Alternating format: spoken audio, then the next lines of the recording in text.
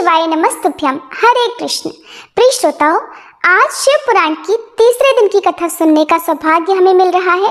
हर कथा भगवान शिव के एक नए रूप, एक नए चरित्र और एक नई शिक्षा को उजागर करती है। ये श्रृंखला केवल कथा नहीं, शिव जी से जुड़ने की साधना है। तो आइए आज के अध्याय से पहले हम सभी मिलकर प्रार्थना करें। हे प्रभु, जैसे गंगा आपकी जटाओं से बहकर जगत को पावन करती हैं, वैसे ही ये कथा हमारे हृदय को पवित्र करे। हमारे जीवन में सद्बुद्धि, धैर्य और सेवा भाव बना रहे, यही हम सब प्रार्थना करते हैं। आइए अब सुनते हैं आज का अध्याय, और अध्याय के अंत में हम सभी मिलकर भगवान शिव से क्षमा भी मांगेंगे। जो विश्व की उत्पत्ति, स्थिति और लय आदि के एकमात्र कारण है, गौरी गिरिराज कुमारी उमा के पति हैं, तत्वज्ञ हैं, जिनकी कीर्ति का कहीं अंत नहीं है, जो माया के आश्रित होकर भी उससे अत्यंत दूर हैं, तथा जिनका स्वरूप अचिंत्य है, उन विमल बोध स्वरूप भगवान शिव को मैं प्रणाम करता हूँ। मैं स्वभाव से ही उन अनादि शांत स्वरूप एकमात्र पुरुषोत्तम शिव जी की वंदना करता हूँ, जो अपनी माया से इस संपूर्ण विश्व की सृष्टि करके आकाश की भांति इसके भीतर और बाहर भी स्थित है। जैसे लोहा चुंबक से आकर्षित होकर उसके पास ही लटका रहता है, ठीक उसी प्रकार ये सारी जगत सदा सब और जिसके आसपास ही भ्रमण करते हैं, जिन्होंने अपने ही इस प्रपंच को रचने की विधि बताई थी, जो सबके भीतर अंतर्यामी रूप से विराजमान है और जिनका अपना स्वरूप अत्यंत गूढ़ है, उन भगवान शिव की मैं सादर वंदना करता हूँ। व्यास जी कहते हैं, जगत के पिता भगवान शिव, जगन माता कल्याणमयी पार्वती जी तथा उनके पुत्र गणेश जी को नमस्कार करके हम इस पुराण का वर्णन करते हैं। एक समय की बात है, नैमिषारण्य में निवास करने वाले शौनक आदि सभी मुनियों ने उत्तम भक्ति भाव के साथ श्री सूत जी से पूछा। ऋषि पूछने लगे, हे महाभाग सूत जी, विद्वेश्वर संहिता की जो साध्य साधन खंड नाम वाली शुभ और उत्तम कथा है, उसे तो हम लोगों ने सुन लिया। उसका आदि भाग बहुत ही रमणीय है तथा वह शिव भक्तों पर भगवान शिव का वात्सल्य स्नेह प्रकट करने वाली है। हे विद्वान, अब आप भगवान शिव के परम उत्तम स्वरूप का वर्णन कीजिए, साथ ही शिव और पार्वती के दिव्य चरित्रों का पूर्ण रूप से श्रवण भी कराइए। हम पूछते हैं, निर्गुण महेश्वर लोक में सगुण रूप धारण कैसे करते हैं? हम सब लोग विचार करने पर भी शिव जी के तत्व को नहीं समझ पाते। सृष्टि के पहले भगवान शिव किस प्रकार अपने स्वरूप से स्थित होते हैं, फिर सृष्टि के मध्यकाल में वे भगवान किस तरह क्रीड़ा करते हुए सम्यक व्यवहार बर्ताव करते हैं, और सृष्टि कल्प का अंत होने पर वे महेश्वर देव किस रूप में स्थित रहते हैं। लोक कल्याणकारी शंकर कैसे प्रसन्न होते हैं, और प्रसन्न हुए महेश्वर अपने भक्तों तथा दूसरों को कौन सा उत्तम फल प्रदान करते हैं, ये सब हमसे कहिए। हमने सुना है कि भगवान शिव शीघ्र ही प्रसन्न हो जाते हैं। वे महान दयालु हैं, इसलिए अपने भक्तों का कष्ट नहीं देख सकते। ब्रह्मा, विष्णु और महेश, ये तीन देवता शिव जी के ही अंग से उत्पन्न हुए हैं। उनके प्राकट्य की कथा तथा उनके विशेष चरित्रों का वर्णन कीजिए। हे प्रभु, आप उमा के आविर्भाव और विवाह की भी कथा कहिए। विशेषतः उनके गृहस्थ धर्म का और अन्य लीलाओं का भी वर्णन कीजिए। हे निष्पाप सूत जी, आपको ये सब तथा दूसरी बातें भी अवश्य कहनी चाहिए। सूत जी महाराज कहने लगे, हे मुनीश्वरों, आप लोगों ने बड़ी ही उत्तम बात पूछी है। भगवान सदाशिव की कथा में आप लोगों की जो आंतरिक निष्ठा हुई है, इसके लिए आप धन्यवाद के पात्र हैं। हे ब्राह्मणों, भगवान शंकर का गुणानुवाद सात्विक, राजस और तामस तीनों ही प्रकृति के मनुष्यों को सदा आनंद प्रदान करने वाला है। पशुओं की हिंसा करने वाले निष्ठुर कसाई के सिवा दूसरा कौन पुरुष उस गुणानुवाद को सुनने से ऊब सकता है? जिनके मन में कोई तृष्णा नहीं है, ऐसे महात्मा पुरुष भगवान शिव के उन गुणों का गान करते हैं, क्योंकि यह गुणावली संसार रूपी रोग की दवा है। मन तथा कानों को प्रिय लगने वाली और संपूर्ण मनोरथों को दिलाने वाली है। हे ब्राह्मणों, आप लोगों के प्रश्न के अनुसार मैं यथा बुद्धि प्रयत्न पूर्वक शिव लीला का वर्णन करता हूँ। आप सभी ध्यान पूर्वक और आदर पूर्वक सुनिए। जैसे आप लोग पूछ रहे हैं, उसी प्रकार देवर्षि नारद जी ने भी शिव रूपी भगवान विष्णु से प्रेरित होकर अपने पिता से पूछा था। अपने पुत्र नारद जी का प्रश्न सुनकर शिव भक्त ब्रह्मा जी का चित्त प्रसन्न हो गया और वे उन मुनि शिरोमणि को हर्ष प्रदान करते हुए प्रेम पूर्वक भगवान शिव के यश का गुणगान करने लगे। एक समय की बात है, मुनि शिरोमणि विप्रवर नारद जी ने, जो कि ब्रह्मा जी के पुत्र हैं, विनीत चित्त होकर तपस्या में मन लगाया। हिमालय पर्वत में कोई एक गुफा थी जो बड़ी शोभा से संपन्न दिखाई देती थी। उसके निकट ही देव नदी गंगा निरंतर वेग पूर्वक बहती थी। वहां एक महान दिव्य आश्रम था जो नाना प्रकार की शोभा से सुशोभित था। दिव्यदर्शी नारद जी तपस्या करने के लिए उसी आश्रम में गए। उस गुफा को देखकर मुनिवर बड़े प्रसन्न हुए और सुदीर्घ काल तक वहां तपस्या करते रहे। उनका अंतःकरण बड़ा शुद्ध था। वे दृढ़ता पूर्वक आसन बांधकर मौन होकर प्राणायाम पूर्वक समाधि में स्थित हो गए। हे ब्राह्मणों, उन्होंने वो समाधि लगाई जिसमें ब्रह्म का साक्षात्कार कराने वाला अहम ब्रह्मास्मि अर्थात मैं ब्रह्म हूँ ये विज्ञान प्रकट होता है। मुनिवर नारद जी जब इस प्रकार तपस्या करने लगे, उस समय यह समाचार पाकर देवराज इंद्र कांप उठे। वे मानसिक संताप से विवल हो गए कि नारद मुनि मेरा राज्य लेना चाहते हैं। मन ही मन ऐसा सोचकर देवराज इंद्र ने उनकी तपस्या में विघ्न डालने के लिए प्रयत्न करने की इच्छा की। उस समय देवराज ने अपने मन से कामदेव का स्मरण किया। स्मरण करते ही कामदेव जी आ गए। महेंद्र ने उन्हें नारद जी की तपस्या में विघ्न डालने का आदेश दे डाला। आज्ञा पाकर कामदेव वसंत को अपने साथ लेकर बड़े गर्व से उस स्थान पर गए और अपना उपाय करने लगे। उन्होंने वहां शीघ्र ही अपनी सारी कलाएं रच डाली। वसंत ने भी मदमत्त होकर अपना प्रभाव अनेक प्रकार से प्रकट किया। हे मुनिवरों, कामदेव और वसंत के अथक प्रयास करने पर भी नारद मुनि के मन में विकार नहीं उत्पन्न हो पाया।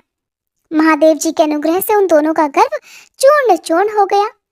शौनक आदि महर्षियों, ऐसा होने में जो कारण था उसे भी आदर पूर्वक सुनो। महादेव जी की कृपा से ही नारद मुनि पर कामदेव का कोई असर नहीं पड़ा। पहले उसी आश्रम में कामशत्रु भगवान शिव ने उत्तम तपस्या की थी और फिर वहीं उन्होंने मुनियों की तपस्या का नाश करने वाले कामदेव को शीघ्र ही भस्म कर डाला था। उस समय रति ने कामदेव को पुनः जीवित करने के लिए देवतागणों से प्रार्थना की थी। तब देवताओं ने समस्त लोकों का कल्याण करने वाले भगवान शंकर से प्रार्थना की। उनके प्रार्थना करने पर वे कहने लगे, हे देवताओं, कुछ समय व्यतीत होने के बाद कामदेव जीवित तो हो जाएंगे, परंतु यहाँ उनका कोई उपाय नहीं चल सकेगा। अमरगण, यहाँ खड़े होकर लोग चारों ओर जितनी दूर तक की भूमि को नेत्र से देख पाते हैं, वहां तक कामदेव के बाणों का कोई प्रभाव नहीं चल सकेगा, इसमें कोई संशय नहीं। भगवान शंकर के ऐसे वचन सुनकर उस समय वहां नारद जी के प्रति कामदेव जी का निजी प्रभाव मिथ्या साबित हुआ। वे शीघ्र ही स्वर्गलोक में देवराज इंद्र के पास लौट गए। वहां कामदेव ने अपना सारा वृतांत और मुनि का प्रभाव कह सुनाया। इसके बाद देवराज इंद्र की आज्ञा से वे वसंत के साथ अपने स्थान को लौट गए। उस समय देवराज इंद्र को बड़ा आश्चर्य हुआ। उन्होंने नारद जी की भूरी भूरी प्रशंसा की, परंतु शिव जी की माया से मोहित होने के कारण वे उस पूर्व वृतांत को स्मरण ही नहीं कर पाए। वास्तव में इस संसार के भीतर सभी प्राणियों के लिए शिव शंभु की माया को जानना और समझना बड़ा ही कठिन है। जिसने भगवान शिव के चरणों में अपने आप को समर्पित कर दिया हो, उस भक्त को छोड़कर शेष सारा जगत उनकी माया से मोहित हो ही जाता है। नारद जी भी भगवान शंकर की कृपा से वहां चिरकाल तक तपस्या में लगे रहे। जब उन्होंने अपनी तपस्या को पूर्ण हुई समझा, तब वे मुनि उससे विरत हो गए। कामदेव पर मेरी विजय हुई ऐसा मानकर उन मुनीश्वर के मन में व्यर्थ ही गर्व हो गया। भगवान शिव की माया से मोहित होने के कारण उन्हें यथार्थ बात का ज्ञान ही नहीं रहा, अर्थात वे ये नहीं समझ सके कि कामदेव के पराजित होने में भगवान शंकर का ही प्रभाव का कारण है। उस माया से अत्यंत मोहित होकर मुनि शिरोमणि नारद जी अपना काम विजय संबंधी वृतांत बताने के लिए तुरंत ही कैलाश पर्वत पर चले गए। उस समय वे विजय के मद से उन्मत्त हो रहे थे। वहां रुद्रदेव को नमस्कार प्रणाम करके गर्व से भरे हुए मुनि ने अपने आप को महात्मा मानकर तथा अपने ही प्रभाव से कामदेव पर अपनी विजय हुई समझकर उनसे सारा वृतांत कह सुनाया। वो सब सुनकर भक्त वत्सल भगवान शिव ने नारद जी से, जो कि अपनी अर्थात शिव जी की माया से ही मोहित होने के कारण काम विजय के यथार्थ कारण को नहीं जानते थे और अपने विवेक को भी खो बैठे थे। कहने लगे, रुद्र कहने लगे, तात नारद, तुम बड़े विद्वान हो और धन्यवाद के पात्र हो, परंतु मेरी ये बात ध्यान देकर सुनो। अब से फिर कभी ऐसी बात कहीं भी मत कहना। विशेषतः भगवान विष्णु के सामने तो इसकी चर्चा बिल्कुल भी मत करना। तुमने मुझसे अपना जो वृत्तांत बताया है उसे पूछने पर भी दूसरों के सामने मत कहना। ये सिद्धि संबंधी वृत्तांत सर्वथा गुप्त रखने योग्य है, इसे कभी किसी पर प्रकट नहीं करना चाहिए। तुम मुझे विशेष प्रिय हो, इसलिए अधिक जोर देकर मैं तुम्हें ये शिक्षा देता हूँ और इसे ना कहने की आज्ञा भी देता हूँ, क्योंकि तुम भगवान विष्णु के भक्त हो और उनके भक्त हुए तो मेरे भी अत्यंत अनुगामी हो। इस प्रकार बहुत कुछ कहकर संसार की सृष्टि करने वाले भगवान रुद्र ने नारद जी को शिक्षा दी। अपने वृतांत को गुप्त रखने के लिए उन्हें समझाया बुझाया, परंतु नारद जी तो शिव जी की माया से मोहित थे, इसलिए उन्होंने उनकी दी हुई शिक्षा को अपने लिए हितकर नहीं माना और बाद में मुनि शिरोमणि नारद जी ब्रह्मलोक में गए। वहां ब्रह्मा जी को नमस्कार करके कहने लगे, हे पिताश्री, मैंने अपने तपोबल से कामदेव को जीत लिया है। उनकी ये बात सुनकर ब्रह्मा जी ने भगवान शिव के चरण कमलों का चिंतन किया और सारा कारण जानकर अपने पुत्र को ये सब कहने से मना किया, परंतु नारद जी तो शिव जी की माया से मोहित थे, इसलिए उनके मन में मद का अंकुर जम गया था, उनकी बुद्धि मारी गई थी। इसलिए नारद जी अपना सारा वृतांत भगवान विष्णु के सामने कहने के लिए वहां से शीघ्र ही विष्णु लोक को चले गए। नारद मुनि को आते ही देखकर भगवान विष्णु बड़े आदर से उठे और शीघ्र ही आगे बढ़कर उन्होंने मुनि को हृदय से लगा लिया। मुनि के आगमन का क्या कारण है इसका तो उन्हें पहले से ही पता था। नारद जी को अपने आसन पर बिठाकर भगवान शिव के चरण कमलों का चिंतन करके श्री हरि उनसे पूछने लगे, तात, कहाँ से आते हो? यहाँ किस लिए तुम्हारा आगमन हुआ है? मुनि श्रेष्ठ, तुम तो धन्य हो, तुम्हारे शुभागमन से मैं पवित्र हो गया। भगवान विष्णु के ऐसे वचन सुनकर गर्व से भरे हुए नारद मुनि ने मद से मोहित होकर अपना सारा वृतांत बड़े अभिमान के साथ कह सुनाया।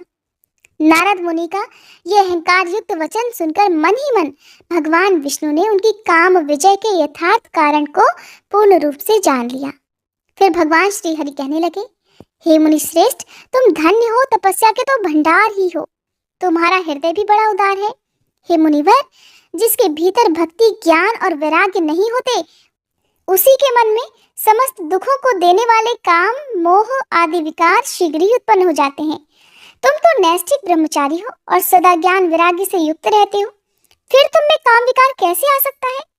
तुम तो जन्म से ही निर्विकार और शुद्ध बुद्धि वाले हो। श्री हरि की कही हुई ऐसी बहुत सी बातें सुनकर मुनि शिरोमणि नारद जी जोर जोर से हंसने लगे और मन ही मन भगवान को प्रणाम करके इस प्रकार कहने लगे कि नारायण नारायण, हे स्वामिन, जब मुझ पर आपकी कृपा है तब बेचारा कामदेव अपना प्रभाव क्या दिखा भी सकता है? ऐसा कहकर भगवान के चरणों में मस्तक झुकाकर इच्छानुसार विचरने वाले नारद जी वहां से चले गए थे। श्री सूत जी महाराज कहते हैं, हे महर्षियों, जब नारद मुनि इच्छानुसार वहां से चले गए तब भगवान शिव की इच्छा से माया विशारद श्री हरि ने तत्काल अपनी माया प्रकट की। उन्होंने मुनि के मार्ग में एक विशाल नगर की रचना कर दी, जिसका विस्तार 100 योजन था। बड़ा ही अद्भुत नगर, बड़ा ही मनोहर था। भगवान ने उसे अपने वैकुंठ लोक से भी अधिक रमणीय सुंदर बनाया था। नाना प्रकार की वस्तुएं उस नगर की शोभा बढ़ा रही थी। वहां स्त्रियों और पुरुषों के लिए बहुत से विहार स्थल थे। वह श्रेष्ठ नगर चारों वर्णों के लोगों से भरा हुआ था। वहां शीलनिधि नामक ऐश्वर्यशाली राजा राज्य करते थे। वे अपनी पुत्री का स्वयंवर करने के लिए तैयार थे, अतः उन्होंने महान उत्सव का आयोजन किया हुआ था। उनकी कन्या का वरण करने के लिए उत्सुक होकर चारों दिशाओं से बहुत से राजकुमार भी पधारे थे, जो नाना प्रकार की वेशभूषा और सुंदर शोभा से प्रकाशित हो रहे थे। उन राजकुमारों से वह नगर भरा पूरा दिखाई दे रहा था। ऐसे सुंदर राजनगर को देखकर नारद जी मोहित हो गए। वे राजा शीलनिधि के द्वार पर पहुंच गए। मुनि शिरोमणि नारद जी को आया देखकर महाराज शीलनिधि ने श्रेष्ठ रत्नमय सिंहासन पर बिठाकर उनका पूजन किया। फिर अपनी सुंदरी कन्या को, जिसका नाम श्रीमती था, बुलवाया और उससे नारद जी के चरणों में प्रणाम करवाया। उस कन्या के रूप सौंदर्य को देखकर नारद मुनि चकित हो गए और कहने लगे, हे राजन, ये देवकन्या के समान सुंदरी महाभाग कन्या कौन है? उनकी ये बात सुनकर राजा हाथ जोड़कर कहने लगे, हे मुने, ये मेरी पुत्री है, इसका नाम श्रीमती है। अब इसके विवाह का समय आ चुका है और ये अपने लिए सुंदर वर चुनने के निमित्त स्वयंवर में जाने वाली है। इसमें सब प्रकार के शुभ लक्षण लक्षित होते हैं। हे महर्षि, आप कृपा करके इसका भाग्य तो बताइए। राजा के इस प्रकार पूछने पर काम से विवल हुए मुनिश्रेष्ठ नारद जी उस कन्या को प्राप्त करने की इच्छा मन में लिए राजा को संबोधित करके इस प्रकार कहने लगे, हे भूपाल, आपकी ये पुत्री समस्त शुभ लक्षणों से संपन्न है, परम सौभाग्यवती है, अपने महान भाग्य के कारण ये धन्य है और साक्षात लक्ष्मी जी की भांति समस्त गुणों की खान है। इसका भावी पति निश्चय ही भगवान शंकर के समान वैभवशाली, सर्वेश्वर, किसी से पराजित न होने वाला, वीर, काम विजयी तथा संपूर्ण देवताओं में श्रेष्ठ होगा। ऐसा कहकर राजा से विदा लेकर इच्छानुसार विचरने वाले नारद जी वहां से चल दिए। वे काम के वशीभूत हो गए थे। शिव जी की माया ने उन्हें विशेष मोह में डाल रखा था। वे मुनि मन ही मन सोचने लगे कि मैं इस राजकुमारी को कैसे प्राप्त करूं। स्वयंवर में आए हुए नरेशों में सबको छोड़कर ये एकमात्र मेरा ही वरण करे, ऐसा कैसे संभव हो सकता है? समस्त नारियों को सौंदर्य सर्वथा प्रिय होता है। सौंदर्य को देखकर ही वे प्रसन्नता पूर्वक मेरे अधीन हो सकती है, उसमें कोई संशय नहीं है। ऐसा विचार कर काम से विवल हुए मुनिवर नारद जी भगवान विष्णु का ही रूप ग्रहण करने के लिए तत्काल उनके लोक में जा पहुंचे। वहां भगवान विष्णु को प्रणाम करके वे इस प्रकार कहने लगे, नारायण नारायण, प्रणाम भगवान, मैं एकांत में आपसे अपना सारा वृतांत कहूंगा। तब बहुत अच्छा कहकर लक्ष्मीपति श्रीहरि नारद जी के साथ एकांत में जा बैठे और कहने लगे, हे मुनिवर, अब आप अपनी बात कहिए। तब नारद जी कहने लगे कि नारायण नारायण, हे भगवान, आपके भक्त जो राजा शीलनिधि हैं, वे सदा धर्म पालन में तत्पर रहते हैं। उनकी एक विशाल लोचना कन्या है जो बहुत ही सुंदर है, उसका नाम श्रीमती है और वह विश्व मोहिनी के रूप में विख्यात है, तीनों लोकों में सबसे अधिक सुंदरी है। प्रभु, आज मैं शीघ्र उस कन्या से विवाह करना चाहता हूँ। राजा शीलनिधि ने अपनी पुत्री की इच्छा से स्वयंवर रचाया है, इसलिए चारों दिशाओं से वहां सहस्त्रों राजकुमार पधारे हैं। हे नाथ, मैं आपका प्रिय सेवक हूँ, अतः आप मुझे अपना स्वरूप दे दीजिए, जिससे राजकुमारी श्रीमती निश्चय ही मुझे वर ले। सूत जी महाराज कहते हैं, महर्षियों, नारद मुनि की ऐसी बात सुनकर भगवान मधुसूदन हंस पड़े और भगवान शंकर के प्रभाव का अनुभव करके उन दयालु प्रभु ने उन्हें इस प्रकार उत्तर दिया, देवर्षि नारद, आप अपने अभीष्ट स्थान को जाओ, मैं उसी तरह तुम्हारा हित साधन करूंगा जैसे श्रेष्ठ वैद्य अत्यंत पीड़ित रोगी का करता है, क्योंकि तुम मुझे विशेष प्रिय हो। ऐसा कहकर भगवान विष्णु ने नारद मुनि को मुख तो वानर का दे दिया और शेष अंगों में अपने जैसा स्वरूप देकर वे वहां से अंतर्ध्यान हो गए। भगवान की पूर्वोक्त बात सुनकर और उनका मनोहर रूप प्राप्त हो गया ऐसा समझकर नारद जी को बड़ा हर्ष हुआ। वे अपने आप को कृतकृत्य मानने लगे। भगवान ने क्या प्रयत्न किया है, इसको वे समझ नहीं पाए। फिर मुनि श्रेष्ठ नारद जी शीघ्र ही उस स्थान पर जा पहुंचे जहां पर राजा शीलनिधि ने राजकुमारों से भरी हुई स्वयंवर सभा का आयोजन किया हुआ था। हे महर्षियों, राजपुत्रों से घिरी हुई वह दिव्य स्वयंवर सभा दूसरी इंद्र सभा के समान अत्यंत शोभा पा रही थी। नारद जी उस राजसभा में जा बैठे और वहां बैठकर प्रसन्न मन से बार बार यही सोचने लगे कि मैं भगवान विष्णु के समान सुंदर रूप धारण किए हुए हूँ, अतः वह राजकुमारी अवश्य ही मेरा वरण करेगी, दूसरे का तो कर ही नहीं सकती। और नारद जी, उन्हें तो इस बात का ज्ञान ही नहीं था कि मेरा मुंह कितना कुरूप है। उस सभा में बैठे हुए सभी मनुष्यों ने मुनि को उनके पूर्व रूप में ही देखा। राजकुमार आदि कोई भी उनके रूप परिवर्तन के रहस्य को नहीं जान पाए। वहां नारद जी की रक्षा के लिए भगवान रुद्र के 2 पार्षद आए हुए थे, जो कि ब्राह्मण का रूप धारण करके गूढ़ भाव से वहां पर बैठे हुए थे। वे ही नारद जी के रूप परिवर्तन के उत्तम भेद को जानते थे।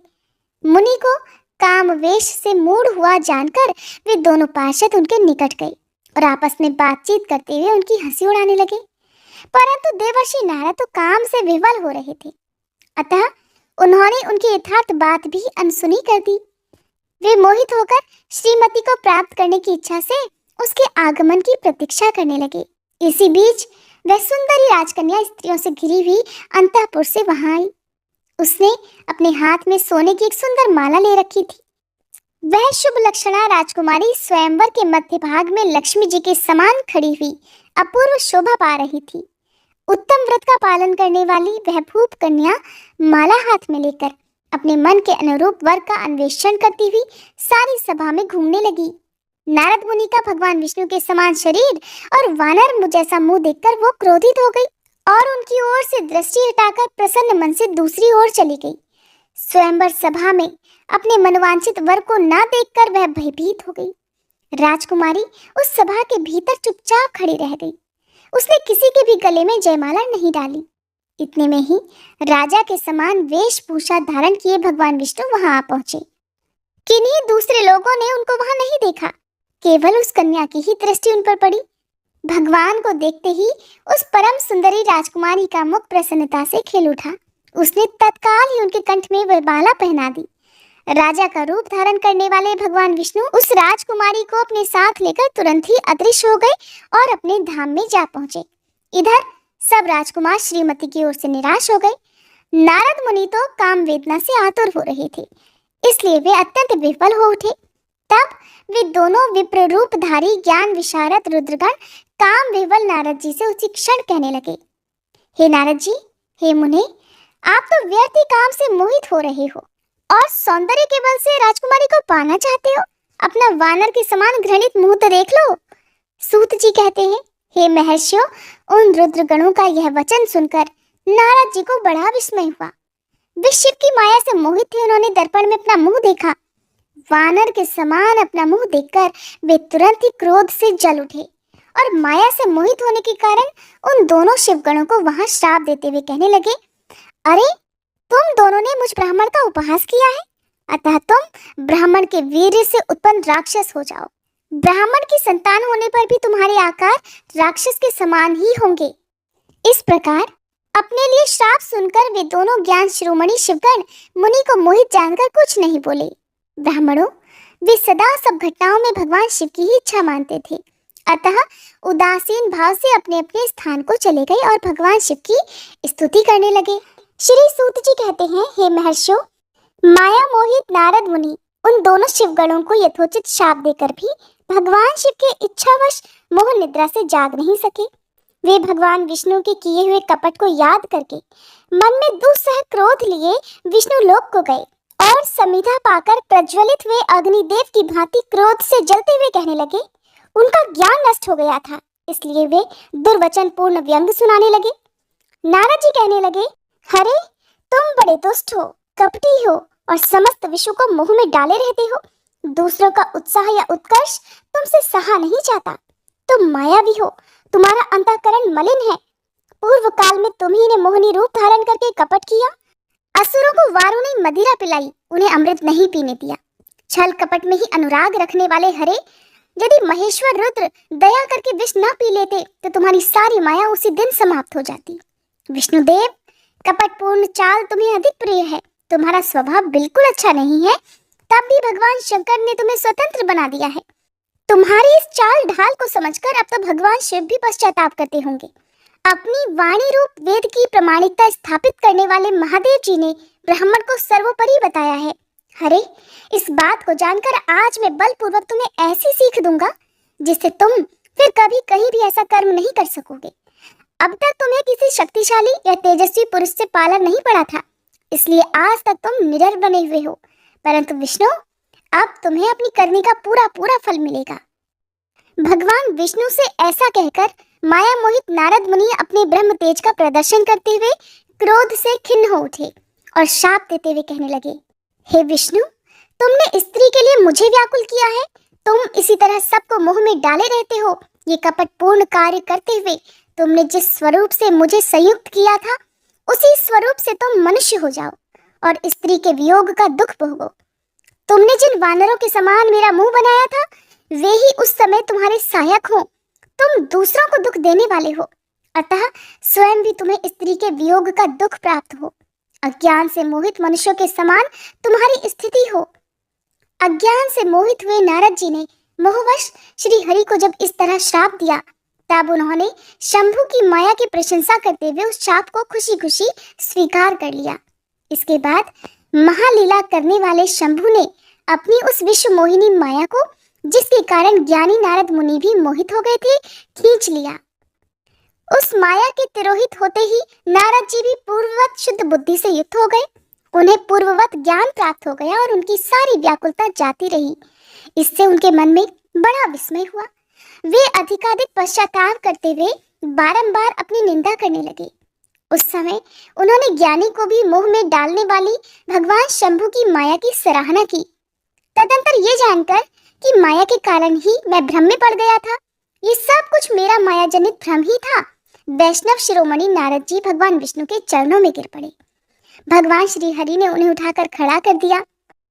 उस समय अपनी दुर्बुद्धि नष्ट हो जाने के कारण वे यूं बोले, हे नाथ, माया से मोहित होने के कारण मेरी बुद्धि बिगड़ गई थी, इसलिए मैंने आपके प्रति बहुत दुर्वचन कहे हैं, आपको शाप तक दे डाला है।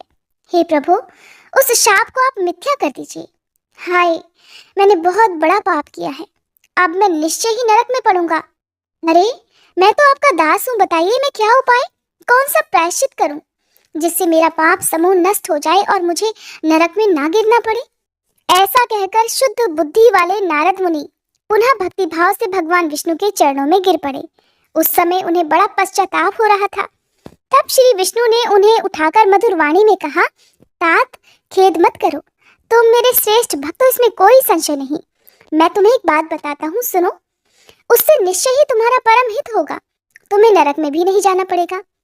भगवान शिव तुम्हारा कल्याण करेंगे। तुमने मद से मोहित होकर जो भगवान शिव की बात नहीं मानी थी, उसकी अवहेलना कर दी थी, उसी अपराध का फल भगवान शिव ने तुम्हें दिया है, क्योंकि वे ही कर्म फल के दाता हैं। तुम अपने मन में ये दृढ़ निश्चय कर लो कि भगवान शिव की इच्छा से ही ये सब कुछ हुआ है। सबके स्वामी परमेश्वर शंकर ही गर्व को दूर करने वाले हैं। वे ही पर ब्रह्म परमात्मा है। उन्हीं का सच्चिदानंद स्वरूप से बोध होता है। वे निर्गुण और निर्विकार हैं। सत्व, रज और तम इन तीनों गुणों से परे हैं। वे ही अपनी माया को लेकर ब्रह्मा, विष्णु और महेश इन तीनों रूपों में प्रकट होते हैं। निर्गुण और सगुण भी वे ही हैं। निर्गुण अवस्था में उन्हीं का नाम शिव है। वे ही परमात्मा, महेश्वर, परब्रह्म, अविनाशी, अनंत और महादेव आदि नामों से जाने जाते हैं। उन्हीं की सेवा से ब्रह्मा जी जगत के सृष्टा हुए हैं और मैं तीनों लोगों का पालन करता हूँ। वे स्वयं ही रुद्र रूप से सदा सबका संहार करते हैं।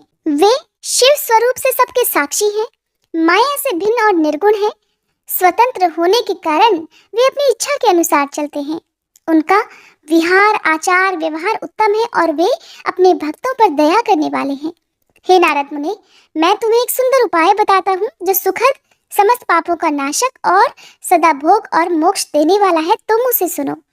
अपने सारे संशयों को त्याग कर तुम भगवान शंकर के सुयश का गान करो और सदा अनन्य भाव से शिव के शतनाम स्तोत्र का पाठ करो। हे मुनि, तुम निरंतर उन्हीं की उपासना और उन्हीं का भजन करो, उन्हीं के यश को सुनो और गाओ तथा प्रतिदिन उन्हीं की पूजा अर्चना करते रहो। हे नारद, जो शरीर, मन और वाणी द्वारा भगवान शंकर की उपासना करता है, उसे पंडित या ज्ञानी जानना चाहिए। वह जीवन मुक्त कहलाता है। शिव इसी नाम रूपी दावानल से बड़े बड़े पातकों के असंख्य पर्वत अनायास भस्म हो जाते हैं। ये सत्य है, ये बिल्कुल सत्य है और इसमें जरा भी संशय नहीं है। जो भगवान के नाम रूपी नौका का आश्रय लेते हैं, वे संसार सागर से पार हो जाते हैं। संसार के मूलभूत उनके सारे पाप निस्संदेह नष्ट हो जाते हैं। हे महामुनि, संसार के मूलभूत जो पातक रूपी वृक्ष हैं, उनका शिवनाम रूपी कुठार से निश्चय ही नाश हो जाता है। जो लोग पाप रूपी दावानल से पीड़ित हैं, उन्हें शिवनाम रूपी अमृत का पान करना चाहिए। पाप दावाग्नि से दग्ध होने वाले प्राणियों को उस अर्थात शिवनाम अमृत के बिना शांति नहीं मिल सकती। संपूर्ण वेदों का अवलोकन करके पूर्ववर्ती विद्वानों ने भी यही निश्चय किया है कि भगवान शिव की पूजा ही उत्कृष्ट साधन और जन्म मरण रूपी संसार बंधन के नाश का उपाय है। आज से यत्न पूर्वक सावधान रहकर विधि विधान के साथ भक्ति भाव से नित्य निरंतर जगदम्बा पार्वती सहित महेश्वर सदाशिव का भजन करो नित्य शिव की ही कथा सुनो और कहो तथा अत्यंत यत्न करके बारंबार शिव भक्तों का पूजन करो। हे मुनि श्रेष्ठ, अपने हृदय में भगवान शिव के उज्जवल चरणारविंदों की स्थापना करके पहले शिव के तीर्थों में विचरो। हे मुनि, इस प्रकार परमात्मा शंकर के अनुपम महात्म्य का दर्शन करते हुए अंत में आनंद वन अर्थात काशी को जाओ। वह स्थान भगवान शिव को बहुत ही प्रिय है। वहां भक्ति पूर्वक विश्वनाथ जी का दर्शन पूजन करो। विशेषतः उनकी स्तुति वंदना करके तुम संशय रहित हो जाओगे। हे नारद जी, इसके बाद तुम्हें मेरी आज्ञा से भक्ति पूर्वक अपने मनोरथ की सिद्धि के लिए निश्चय ही ब्रह्मलोक में जाना चाहिए। वहां अपने पिता ब्रह्मा जी की विशेष रूप से स्तुति वंदना करके तुम्हें प्रसन्नता पूर्ण हृदय से बारंबार शिव महिमा के विषय में प्रश्न करना चाहिए। ब्रह्मा जी शिव भक्तों में श्रेष्ठ हैं। वे तुम्हें बड़ी प्रसन्नता के साथ भगवान शंकर का महात्म्य और शतनाम स्तोत्र सुनाएंगे। हे नारद मुनि, आज से तुम शिव आराधना में तत्पर रहने वाले शिव भक्त हो जाओ और विशेष रूप से मोक्ष के भागी बनो। भगवान शिव तुम्हारा कल्याण करेंगे। इस प्रकार प्रसन्न हुए भगवान विष्णु नारद मुनि को प्रेम पूर्वक उपदेश देकर श्री शिव का स्मरण, वंदन और स्तवन करके वहां से अंतर्ध्यान हो गए। जय भोलेनाथ। आज के अध्याय में बस इतना ही। इसके आगे की कथा आप सभी कल के अध्याय में जरूर सुनिएगा। आइए अब हम सभी सच्चे मन से भगवान शिव से क्षमा प्रार्थना करें। हे भोलेनाथ, अगर इस कथा के श्रवण, वाचन या स्मरण के दौरान हमारे मन, वाणी या कर्म से कोई भी त्रुटि हो गई हो तो हम आपसे हाथ जोड़कर प्रार्थना करते हैं, कृपया हमें क्षमा करें। प्रभु, हमारी समझ सीमित है परंतु श्रद्धा असीम है। अगर किसी पवित्र प्रसंग को हमने अधूरा समझा, अधूरा सुना या फिर किसी दिव्यता को पूरी तरह व्यक्त नहीं कर सके तो ये केवल हमारी अल्प बुद्धि है। उसकी दोषिता हमारी नहीं बल्कि हमारी अवस्था की है। आप तो दयालु हैं, कृपामय हैं, भक्तों के हर अपराध को क्षमा कर देने वाले हैं। हे भोलेनाथ, हमारी इस भक्ति यात्रा को स्वीकार करें और हमारे दोषों को नष्ट करके हमें अपनी शरण में रखें। हे नीलकंठ, इस अध्याय को आपने ही आरंभ करवाया और आप ही इसे पूर्ण करें। आपकी कृपा से हम हर दिन आपकी ओर निकट आते रहें, यही हमारी सबसे बड़ी कामना है। हर हर महादेव।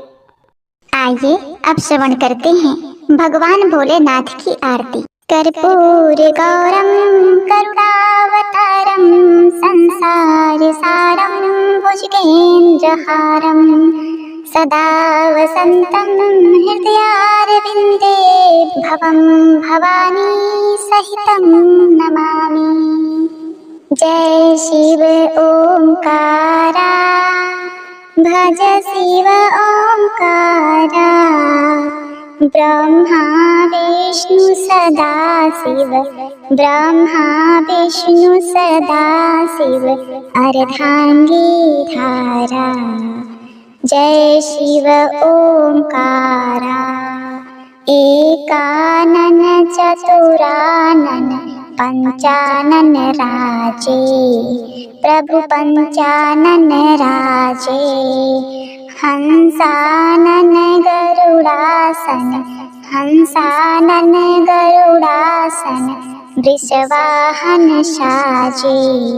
जय शिव ओंकारा, दो भुज चार चतुर्भुज, दस भुज अति सोहे, प्रभु दस भुज अति सोहे। तीनों रूप निखरते, तीनों रूप निखरते, त्रिभुवन जन मोहे। जय शिव ओंकारा, छर माला वन माला, गरुड़ माला धारी, प्रभु गरुड़ माला धारी। त्रिपुरारी कंसारी, त्रिपुरारी कंसारी, करमाला धारी। जय शिव ओंकारा, श्वेतांबर पीतांबर बाघंबर अंगे, प्रभु बाघंबर अंगे। सनकादिक गरुडादिक भूतादिक शङ्गे करमध्ये कुशमण्डलु चक्र त्रिशूलधारी प्रभु चक्र त्रिशूलधारी सुखकारी दुखहारी जगपालनकारी।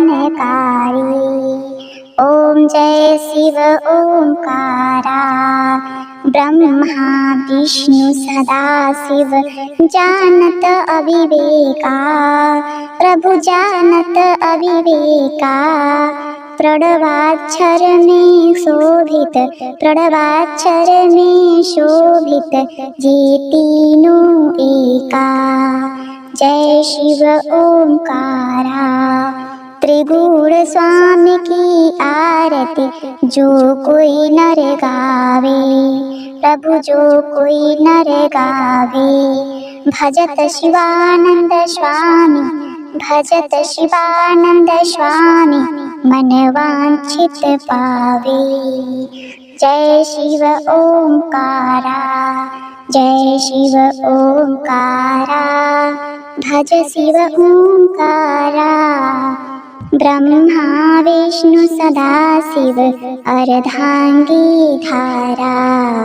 जय शिव ओंकारा।